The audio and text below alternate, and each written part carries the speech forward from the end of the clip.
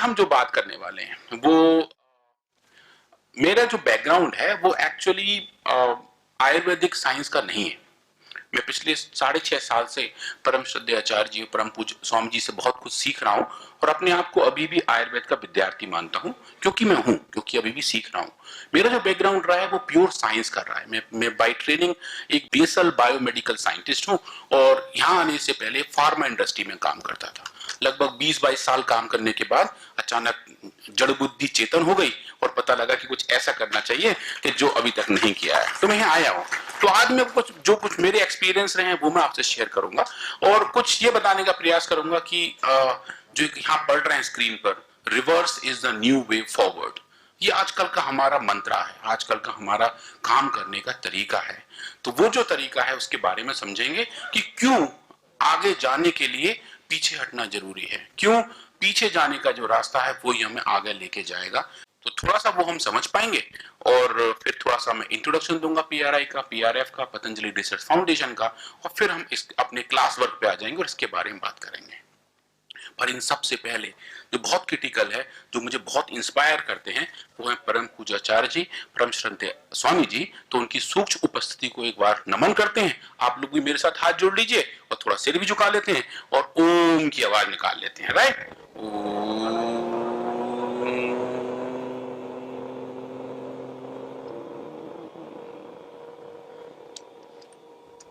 Very nice, this is fantastic. इस ओम के लिए ताली बजानी चाहिए, है ना, ये बहुत बढ़िया होता है।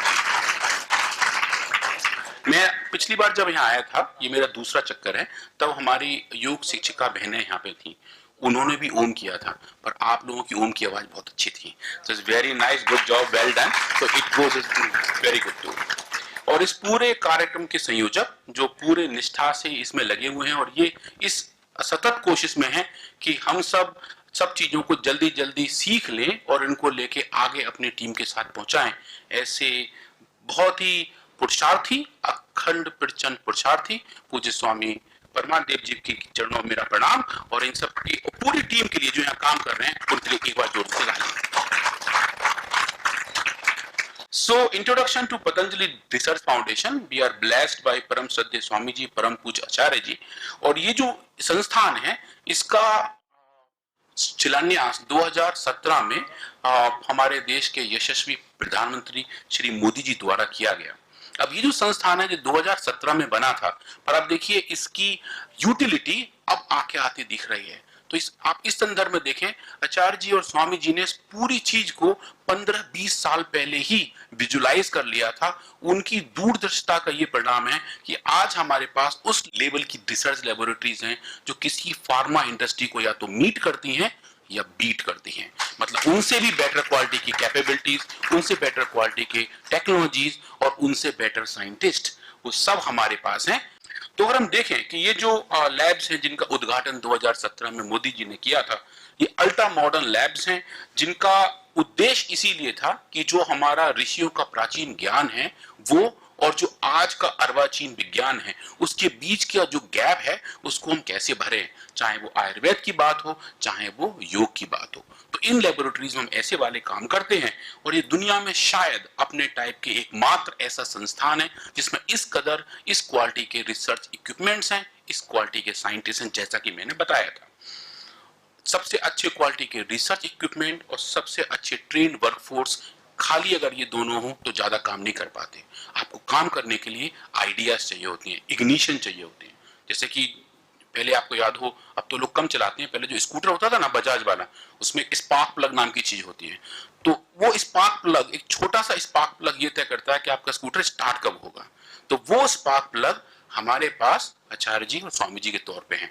वो हमें स्पार्क देते हैं और हम लोग स्कूटर की तरह चलना शुरू कर देते हैं। अब स्कूटर से आगे हम कार तक चले गए, अब पता नहीं क्या क्या और बनाएंगे, पर लेकिन ये है कि वो जो स्पार्किंग वाला काम है, जो आइडिएशन वाला काम है, जो आइडिया जनरेशन वाला काम है, वो हमें सतत तौर पे मिलता रहता है और हम सब लोग उससे ऊर्जान्वित होते रहते हैं। और उस ऊर्जा का जो मेन लक्ष्य है, जो हमारा मेन मिशन है, वो आप स्क्रीन पर देख रहे हैं। हमारा क्या मिशन है? We aim to improve the health and quality of life through research and innovation. मतलब पूरे विश्व की, पूरे मानव जाति की जो भी हेल्थ है और उनकी क्वालिटी ऑफ लाइफ है, सिर्फ हेल्थ ही नहीं, मतलब अगर अच्छी हेल्थ है पर साथ में आसपास की क्वालिटी ऑफ लाइफ खराब है तो वो भी दिक्कत वाली बात है। तो हम क्वालिटी ऑफ लाइफ पे फोकस करें, हेल्थ पे फोकस करें, रिसर्च के थ्रू और इनोवेशन के थ्रू, मतलब अनुसंधान करें और नवोन्मेष करें। उन सब का सही मिश्रण सही मात्रा में अगर लेके चले तो हम दुनिया भर की हेल्थ अच्छी कर सकते हैं, उनकी क्वालिटी ऑफ लाइफ ठीक कर सकते हैं। ये हमारा मिशन है। इस मिशन के साथ हमारी पूरी टीम इस काम पे लगी रहती है और इसको पहुंचाने के लिए जो हमारे विजन्स हैं वो आप स्क्रीन पर देख रहे हैं। एक बहुत बड़ी चीज ये है कि पिछले 200-250 साल से आयुर्वेद में उस लेवल का रिसर्च नहीं हुआ जिस लेवल का होना चाहिए था, जबकि आयुर्वेद की आयु मॉडर्न मेडिकल सिस्टम से बहुत ज्यादा है। 2500-3000 5000 साल तक के एविडेंस हमारे पास हैं, जहां मेडिसिनल वर्ड के बारे में कहा जाता था कि ये औषधि ऐसे काम करती है। पर पिछले 200 साल में शायद हमने कोई नई औषधि का खोज नहीं किया है। जो हमारे ऋषि बता गए थे हम उन्हीं को यूज करते जा रहे हैं। कोई हमसे पूछता है कि दवा क्यों काम करती है तो हम उसकी बात का जवाब नहीं दे पाते थे। हम कहते हैं हाँ जी आप कह तो सही रहे हो, हम गिलोय खाएंगे हमारा बुखार उतर जाएगा, पर क्यों उतर जाएगा वो हमें नहीं पता। आप ऐसा करो, आप गिलोय वाला मत खाओ, आपको जो मजा आ रहा है वो खा लो। तो हम औरों को कन्विंस नहीं कर पाते कि जो हमारी औषधि है वो औषधि कैसी है और क्यों काम नहीं कर पा रही। तो इसका मतलब क्या हुआ, हमारे पास बहुत सारा अनस्ट्रक्चर्ड आयुर्वेदिक हर्बल इंफॉर्मेशन था। मतलब ये समझिए कि अगर हम किसी दर्जी की दुकान पे जा रहे हैं और हमारे पास कपड़े के थान बहुत सारे हैं, पर वो थान किसी काम के नहीं है क्योंकि उससे शर्ट पैंट कुर्ते पजामे नहीं बनते। तो वो जो अनस्ट्रक्चर्ड क्लोथ है जिसका इस्तेमाल करके हमें वस्त्र बनाने चाहिए वो हम नहीं बना रहे थे। उसको हमने इकट्ठा करके अपनी मेडिसिनल प्लांट की रिच हिस्ट्री को इकट्ठा करके इस फनल के थ्रू नीचे लेके आए, जहां हमने old wisdom, modern practice, large scope of delivery, अच्छी क्वालिटी और पूरा एक रिसर्च कंपोनेंट लेके वहां पहुंच रहे हैं जिसको हम बोलेंगे scientifically validated evidence based medicinal system. मतलब ऐसा मेडिसिनल सिस्टम जो एक प्रमाण के आधार पर आधारित हो और जिसके पीछे साइंस भी उतना स्ट्रांग हो जितनी उसकी मेडिसिनल वैल्यू है। ऐसा करके हमारे पास ऐसी औषधियां होंगी जो वेल करेक्टराइज्ड होंगी और जिसके बारे में कोई कैसा भी प्रश्न करेगा तो उसका जवाब डॉक्यूमेंटेड फॉर्म में होगा।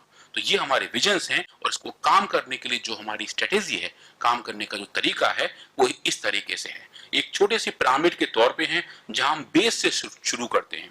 तो बेस कहां था, इनिशिएशन, जब हमने पूरा काम शुरू किया। आई थिंक 30-35 साल पहले पूज्य स्वामी जी, श्रद्धेय आचार्य जी ने मिलकर सोचा कि क्यों ना हम इस तरफ आगे बढ़े और एक दिव्य फार्मेसी की स्थापना हुई। एंशिएंट विजडम को उससे मिक्स किया गया और visionary leadership of Acharya ji and Swami ji came in the picture, जिससे हमने शुरुआत किया, इनिशिएट किया, ट्रांजिशन करके हमने नोबल प्रोसेस लाए, पेटेंटेड मेडिसिन बनाई और वर्ल्ड क्लास इंफ्रास्ट्रक्चर का निर्माण किया।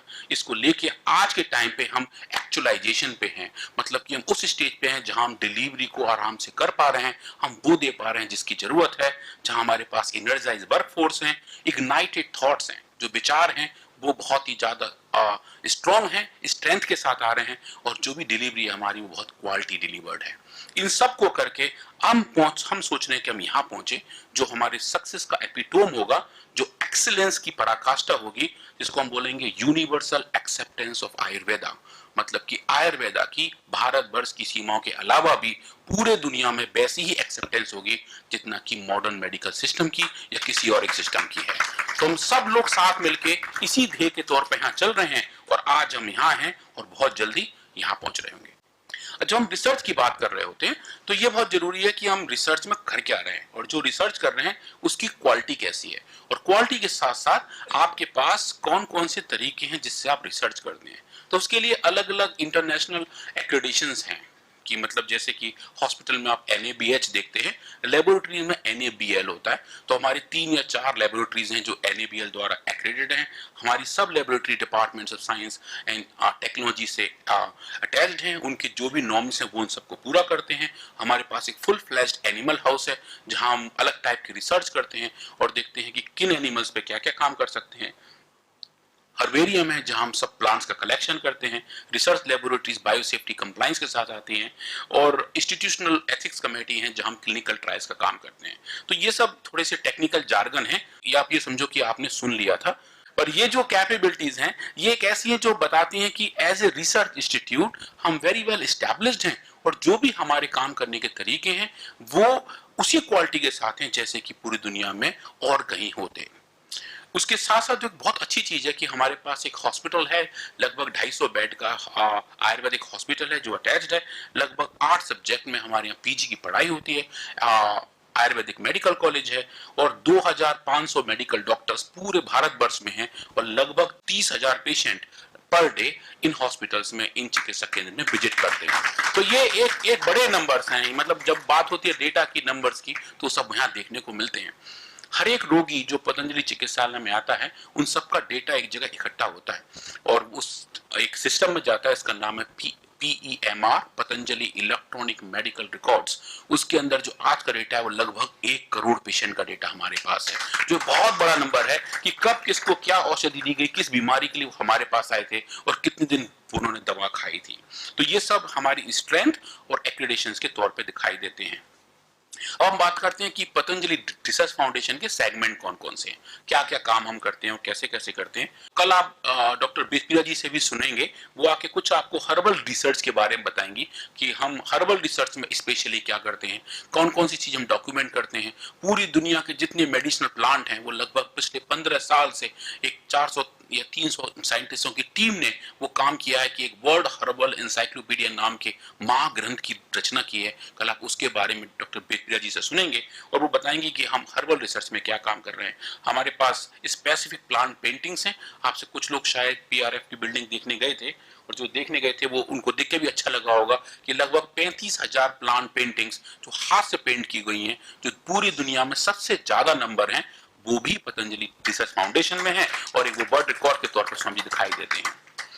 और जो जिसके बारे में आज मैं बात करने वाला हूं वो है ड्रग डिस्कवरी एंड डेवलपमेंट, मतलब औषधि के ऊपर नया रिसर्च, नया अनुसंधान और उसका विकास, वो हम कैसे करते हैं उसके बारे में आज हम थोड़ा सा देखेंगे।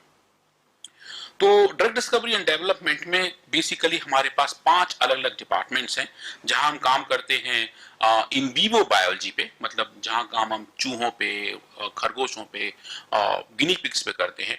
एनिमल्स पे जो काम करते हैं उसको हम इन वीवो बायोलॉजी कहते हैं। रोज आप I am sure Swami ji से सुनते हैं, पूज्य स्वामी जी रोज बताते हैं कि cell line trial, animal trial. तो जो सेल लाइन ट्रायल्स हैं वो इन विट्रो बायोलॉजी में आते हैं, जो एनिमल ट्रायल्स हैं वो इन वीवो बायोलॉजी में आते हैं। हर्बल केमिस्ट्री में आप ड्रग्स को बनाते हैं, देखते हैं कौन कौन से कंपोनेंट उसके अंदर हैं। माइक्रोबायोलॉजी में हम बैक्टीरिया, फंगस पे काम करते हैं, वायरस पे काम करते हैं। कोरोनिल का जो काम हुआ था कोविड के अगेंस्ट, वो सब माइक्रोबायोलॉजी में किया गया था। और क्लिनिकल रिसर्च में हम देखते हैं कि इंसानों के ऊपर, रोगियों के ऊपर किसी दवा का कैसा प्रभाव होता है, वो हम देखते हैं। और यहाँ जो आप देख रहे हैं कुछ फोटोग्राफ्स, ये सब हमारे इंफ्रास्ट्रक्चर्स हैं, जो मैं आपसे कह रहा था कि दुनिया की शायद बेस्ट पॉसिबल टेक्नोलॉजीज हमारे पास हैं, उसके कुछ फोटोग्राफ यहाँ देख रहे हैं। हम साइंटिस्ट के लिए ये एक टॉयज की तरह है, खिलौनों की तरह है। जितने ज्यादा खिलौने होते हैं उतने ज्यादा हम लोग खुश रहते हैं। तो जितने ज्यादा हमें खेलने का मौका मिलता है हम उतने आगे आगे तक जाते हैं। तो पूज्य स्वामी जी ने, पूज्य आचार्य श्री ने बहुत सारे खिलौने हमारे लिए लाके रखे हुए हैं और हम उसमें बहुत बिजी रहते हैं। कुछ खिलौने आपको यहाँ दिखाई दे रहे हैं, कुछ खिलौने आपको इस वाले स्लाइड पर दिखेंगे कि जहां हम, आप देखिए कि हर एक डिपार्टमेंट में जो जो रिसर्च हो रही है वो किस लेवल की हो रही है, कहाँ हो रही है। उसके बाद में अगली स्लाइड में आपको दिखाऊंगा कि हम कौन कौन से एनिमल मॉडल्स पे काम करते हैं। तो वो आप दिख रहे हैं स्क्रीन पर। आपको जो लेफ्ट हैंड साइड में जहां मेरा कर्सर ये दिखाई दे रहा है, ये सी एलिगेंस है। ये एक छोटा सा ट्रांसपेरेंट वर्म होता है, केंचुआ, अर्थवर्म। उसका समझिए दूर का रिश्तेदार है, मे बी ताऊ का बेटा है, कि ये भी मिट्टी में पाया जाता है और नॉन इन्फेक्टिव है, मतलब इससे हमें कुछ घाटा नहीं होता, हमें कुछ किसी तरीके से इन्फेक्ट नहीं करता है। पर ये ट्रांसपेरेंट है और लगभग 21 दिन का इसका लाइफ साइकिल होता है। इसके अंदर और इंसानों के अंदर लगभग 70% जीन्स मैच करते हैं। तो जो इंसानों की बीमारी है उनके कुछ मॉडल बहुत जल्दी हम इनमें सेटअप कर सकते हैं, जैसे कि डायबिटीज, ओबेसिटी, बहुत सारे ऐसे हैं जिन पे आजकल हम यहाँ काम करते हैं। तो सी एलिगेंस हमारा एक पहला मॉडल है जहां से हम काम शुरू करते हैं सेल लाइन्स के बाद। और दूसरा आप देखेंगे ज़ीब्रा फिश। इसके बारे में मैंने काफी कुछ पास्ट में भी बताया हुआ है। एक मछली होती है लगभग इतनी बड़ी और इसके शरीर पे ज़ीब्रा की तरह लाइनें खिंची होती हैं और ये भी एक अच्छा मॉडल है काफी सारे रिसर्च करने के लिए। फिर आप देख रहे हैं माइस जो यहाँ पे हैं और यहाँ देख रहे हैं रैट्स। तो काफी लोगों को लगता होगा कि माइस और रैट लगभग एक ही चीज है, चूहा और चूहिया एक ही चीज है। बायोलॉजिकली ऐसा नहीं है। मतलब ऐसा नहीं है कि कोई छोटा जानवर है तो वो चूहिया है और बड़ा होकर वो चूहा बन जाएगा, ऐसा नहीं होता। रैट और माइस तो अलग अलग स्पीशीज हैं, हम दोनों पे अलग तरीके काम करते हैं। जैसे इंसानों में बहुत सारी वैरायटी है, ऐसे ही एनिमल्स में बहुत वैरायटी होती है। तो माइस की भी हमारे पास लगभग 8 अलग अलग स्पीशीज हैं, चूहों की भी, रैट्स की भी हमारे पास 4 अलग अलग स्पीशीज हैं जो अलग अलग नाम से आती हैं, हम उन पे काम करते हैं। और उसके बगल में ये जो भाई साहब है जो आपको हेलो कर रहे हैं, इनका नाम हैमस्टर है, इनको चाइनीज हैमस्टर कहते हैं। ये गिलहरी से थोड़े छोटे होते हैं। अच्छा, बाय द वे, ये ऐसे हेलो करते नहीं है, मतलब इतने इतने ज्यादा ह्यूमनली फ्रेंडली नहीं है। ये खाली एक ऐसा कार्टून बनाया हुआ ताकि आपको भी थोड़ा कौतूहल बना रहे कि हमसे हेलो कौन कर रहा है, ठीक है। तो ये जो हैमस्टर्स हैं, इन पे भी हम काम करते हैं। और काफी कुछ ऐसी बीमारियां हैं, स्पेशली महिलाओं की बीमारियां हैं, जो उसमें इंड्यूस अच्छे से की जा सकती हैं। तो हर एक बीमारी, हर एक एनिमल में आप टेस्ट नहीं करते हैं, ये डिपेंड करता है कि आप किस बीमारी पे काम करना चाह रहे हैं। और हर एक एनिमल स्पीशीज की एक ससेप्टिबिलिटी होती है, मतलब एक बीमारी के प्रति वो ज्यादा ससेप्टेबल होते हैं, तो उस हिसाब से हमारे इसमें काम किया जाता है।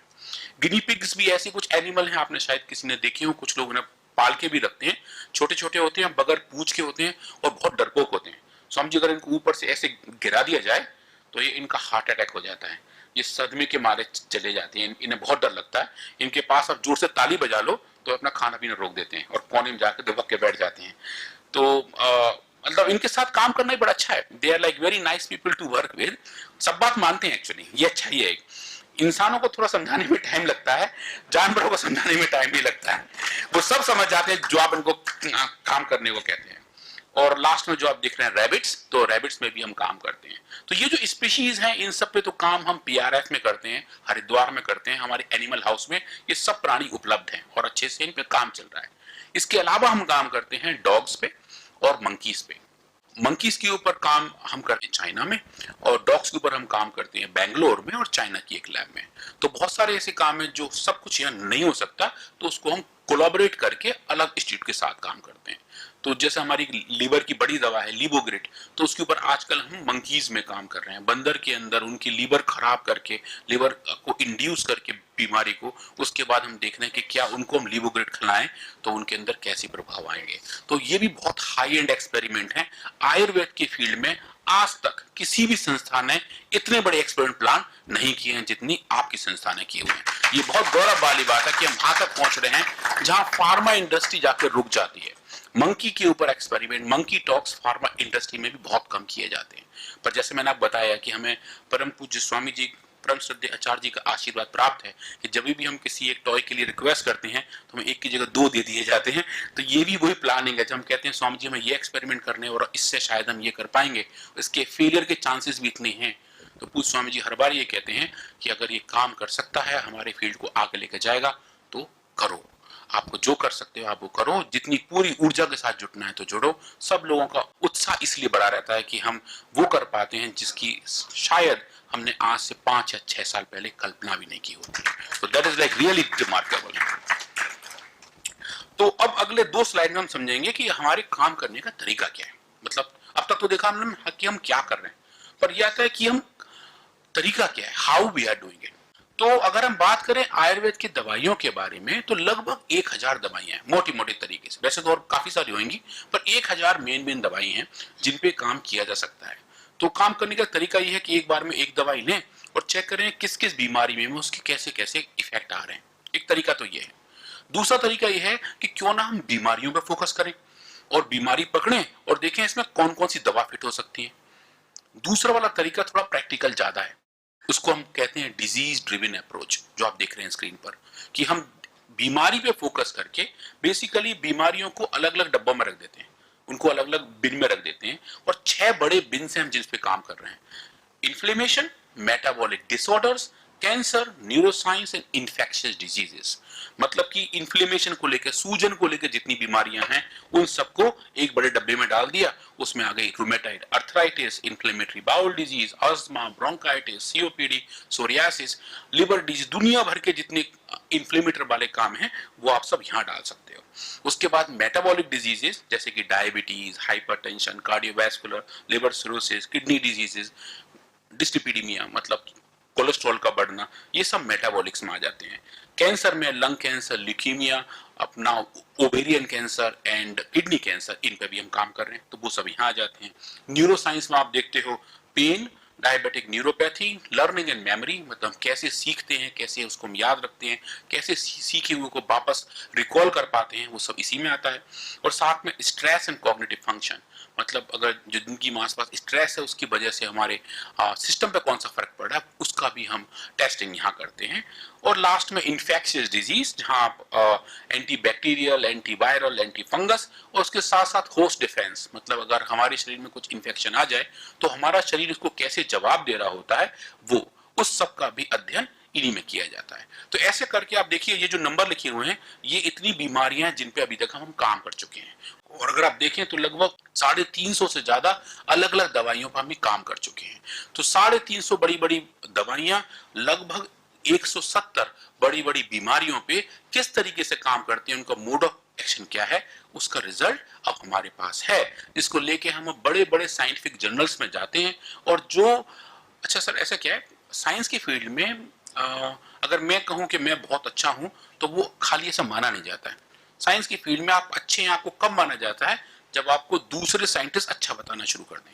मतलब कि आप जो अपनी रिसर्च करते हैं आप दूसरे साइंटिस्ट के पास भेजते हैं, वो उसको रिव्यू करते हैं, आप उन्हें जानते नहीं हो, वो रिव्यू करते हैं, अपने कमेंट्स देते हैं और जर्नल के पास भेजते हैं, और एक जर्नल तय करता है कि ये रिसर्च इस जर्नल में छपने लायक है या नहीं।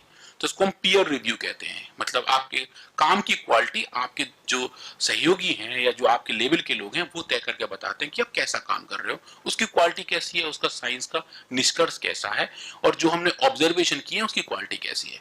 तो वो सब करके जब हम आगे बढ़ते हैं तब हमारा रिसर्च पब्लिश हो पाता है।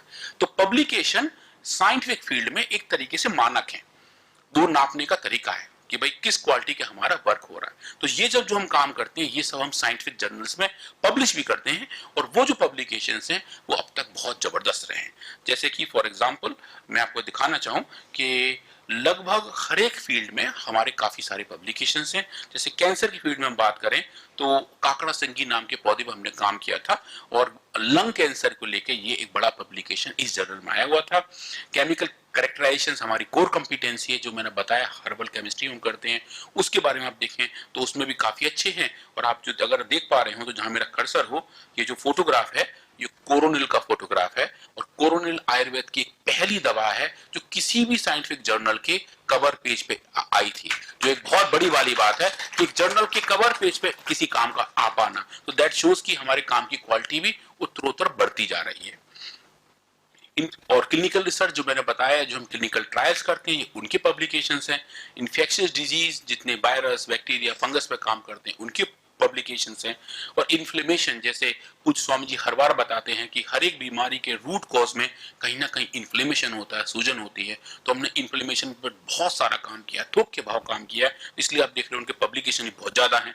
और टोटल अगर आप देखोगे पिछले 4.5 साल में लगभग 105 बड़े रिसर्च पेपर हमने पब्लिश किए हैं, जिनकी इम्पैक्ट फैक्टर मतलब क्वालिटी बताते हैं कि किस लेवल का काम हो रहा है। तो लगभग आप देखिए 500 से ज्यादा इम्पैक्ट फैक्टर के साथ, और हर एक पब्लिकेशन का एक इम्पैक्ट फैक्टर 4.5 से ज्यादा, वो ये बताता है कि हम बहुत अच्छे जर्नल में बहुत अच्छी साइंस को बहुत अच्छे तरीके से पब्लिश कर पा रहे हैं। तो जैसा आप समझिए कि आपके पास एक खबर है, कोई एक न्यूज है, और आपको उसे लेके जा रहे हैं, और वो न्यूज पब्लिश हो रही है टाइम्स ऑफ इंडिया में, हिंदुस्तान टाइम्स में, या छप रही है प्रधान समाचार या फिर गली मोहल्ला समाचार। तो कौन से न्यूज़पेपर की खबर को आप अच्छा मानते हो? टाइम्स ऑफ इंडिया, नव भारत टाइम्स, जो बड़े बड़े पेपर्स हैं, राइट, हिंदू। तो इसका मतलब क्या हुआ कि उन अखबारों की, उन न्यूज़पेपर की भी अपनी कुछ एक स्टैंडिंग है। ऐसा ही जर्नल्स के फेस में होता है कि आप जिस जर्नल में पब्लिश कर रहे हो वो जर्नल किस क्वालिटी के हैं, तो उस क्वालिटी को नापने के लिए आप इंपैक्ट फैक्टर को जज करते हो। मतलब आपने जो काम किया है, आपका काम और साइंटिस्ट अपने खुद के काम में एज ए रेफरेंस यूज करें तो आपका काम अच्छा माना जाएगा। तो इसी हिसाब से जर्नल के ऊपर होता है कि एक जर्नल में पब्लिश किए हुए पेपर कितने और जर्नल में एज ए रेफरेंस यूज किए हैं, उसका एक अनुपात निकाला जाता है। वो अनुपात इंपैक्ट फैक्टर के तौर पे आता है। तो किसी जर्नल का इंपैक्ट फैक्टर अगर 2 है तो वो काफी अच्छा जर्नल माना जाता है। हम जो आजकल टारगेट कर रहे हैं वो 10, 11, 15 इतने हाई इंपैक्ट फैक्टर में एम कर रहे हैं। आयुर्वेद की कोई रिसर्च आज तक इतने हाई इंपैक्ट जर्नल में पब्लिश हुई नहीं है। ये पहली बार पतंजलि रिसर्च फाउंडेशन में हमने करके दिखाया है कि हम क्वालिटी पे भी फोकस कर रहे हैं। मतलब कि ये बता रहे हैं कि जो हमारा काम है चाहे कम मात्रा में हो, पर जो भी हो वो सुपरलेटिव हो, वो टॉप ऑफ द वर्ल्ड हो और इस क्वालिटी का हो कि कोई उसके बारे में प्रश्न ना कर पाए। तो विश्व स्वास्थ्य संगठन एक रेगुलेटरी बॉडी नहीं है, WHO एक रेगुलेटरी बॉडी नहीं है, मतलब कि वो रिसर्च को कंट्रोल नहीं करते। रेगुलेशन के लिए अलग अलग बॉडीज हैं, जैसे भारत वर्ष में DSIR देखते हैं, पूरे वर्ष में ICH या OECD देखते हैं, उनकी अपनी गाइडलाइंस हैं। पतंजलि में किए हुए सब रिसर्च उन गाइडलाइन के तहत ही होते हैं और जो भी काम हम पब्लिश करते हैं वो, जैसे मैंने आपको बताया, एक पीयर रिव्यू के साथ पब्लिश होता है। फार्मा कंपनी भी इसी लेवल का अगर काम करते तो उनके भी बहुत सारे पब्लिकेशन होते, पर फार्मा कंपनी का काम करने का तरीका दूसरा होता है। पर उनका अगर ये कहना कि हमारे काम में प्रश्न चिन्ह है, सच पूछिए हमें ज्यादा ऊर्जा देता है। हमें बहुत अच्छा लगता है कोई ऐसी क्वेरी करे तो हमें भी थोड़ा सा क्या बोले, मेरे गांव की भाषा में कीड़ा काटने लगता है अंदर से कि अभी बताएंगे क्या होगा, और वो हमें बहुत दूर तक लेके जाता है। पर पूज्य आचार्य श्री हमेशा कहते हैं कि हमें कभी भी किसी दूसरे की लकीर को छोटा नहीं करना है, हमें उसके बगल में एक बड़ी लकीर खड़ी करनी है। अब हम बात करेंगे जो सबसे क्रिटिकल वाला है। मुझे लग रहा कि कोई मुझसे पूछेगा, पर मैं सोच रहा हूं खुद ही बताता हूं। शुरू में मैंने कहा था reverse is the new way forward, right? पीछे जाना ही अच्छी बात है, उससे हम आगे बढ़ेंगे। तो कोई पूछ रहा था कि शायद इसका क्या मतलब है, उसका मतलब मैं यहां बताने वाला हूं। ये मेरी सेकंड लास्ट स्लाइड है, क्योंकि फिर मैं उसके बाद इसमें आ जाऊंगा क्लास वर्क।